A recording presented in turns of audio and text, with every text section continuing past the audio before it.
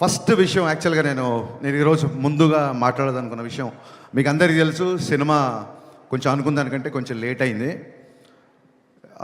బయట చాలామంది చాలా రకాలుగా మాట్లాడుకుంటారు. అది అది సృష్టి ధర్మం. బట్ ఎందుకు లేట్ అయింది అనేది నేను మళ్ళీ చెప్పాలి. ఫస్ట్ ఒక కాలేజ్ బ్యాక్డ్రాప్లో ఒక ఖుషీ ఎక్స్టెన్షన్ లాంటి స్టోరీ. ఖుషీలో ఉన్న ఇద్దరు స్టూడెంట్స్ మళ్ళీ ఈగో వచ్చి విడిపోయి మళ్ళీ కాలేజ్కి వచ్చి వాళ్ళు ఇద్దరు లెక్చర్గా ఉన్నప్పుడు అదే ఈగో కంటిన్యూ అవుతే ఎలా ఉంటుంది, ఒక క్రేజీ థాట్తో స్టార్ట్ అయ్యాము. బట్ అది స్టార్ట్ అయిపోయిన తర్వాత నేను అనుకున్న స్పేస్, నేను అనుకున్న హీరోయిజము, నేను అనుకున్న ఎక్కడో ఒక ఫన్ అనే యాంగిల్కి లిమిట్ అయిపోతున్నాం అని చెప్పి కథ మారడం జరిగింది.